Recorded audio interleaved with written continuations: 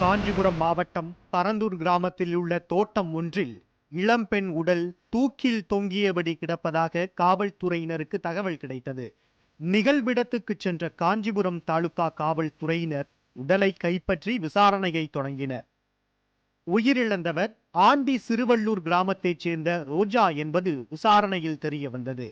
ஸ்ரீபெரும்புதூரில் உள்ள தனியார் தொழிற்சாலையில் பணியாற்றி வந்த ரோஜா காரை கிராமத்தைச் சேர்ந்த ராஜேஷ் என்பவரை காதலித்து வந்ததாக தெரிகிறது. அவர்கள் இருவரும் நெருங்கி பழகியதாகவும் அதன் காரணமாக ரோஜா கருவுற்றதாகவும் கூறப்படுகிறது. இதனையடுத்து தம்மை திருமணம் செய்து கொள்ளும்படி ரோஜா வற்புறுத்தியதாகவும் அதனைத் தொடர்ந்து அவரை ராஜேஷ் அழைத்துச் சென்றதாகவும் சொல்லப்படுகிறது. இந்த நிலையில் ரோஜா உயிரிழந்திருக்கிறார். அவரது உடலில் சிகரெட்டால் சுட்ட காயங்கள் இருப்பதாகவும் சித்திரவதைக்கு பிறகு கழுத்து நெரிக்கப்பட்டு ரோஜா கொலை செய்யப்பட்டிருப்பதாகவும் உறவினர்கள் குற்றம் சாட்டியுள்ளனர். தற்கொலை போல் இருக்க வேண்டும் என்பதற்காக ரோஜாவை கொலை செய்தவர்களே அவரது உடலை தூக்கில் தொங்கவிட்டு சென்றிருப்பதாகவும் அவர்கள் கூறியுள்ளனர்.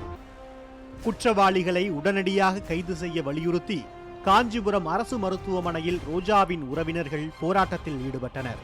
இதுகுறித்து காஞ்சிபுரம் தாலுகா காவல் நிலைய ஆய்வாளர் பாஸ்கரிடம் கேட்டபோது முன்பே திருமணமானவரை ரோஜா காதலித்து வந்ததாகவும் அவரை மணந்து கொள்ள அந்த நபர் மறுத்துவிட்டதால் தற்கொலை செய்து கொண்டிருக்கலாம் என்று சந்தேகிப்பதாகவும் கூறினார். எனினும் உடற்கூராய்வு அறிக்கை கிடைத்த பிறகே ரோஜா உயிரிழந்தது எப்படி என தெரிய வரும் என்று பாஸ்கர் தெரிவித்தார். புதிய தலைமுறைக்காக பிரசன்ன வெங்கடேசன்.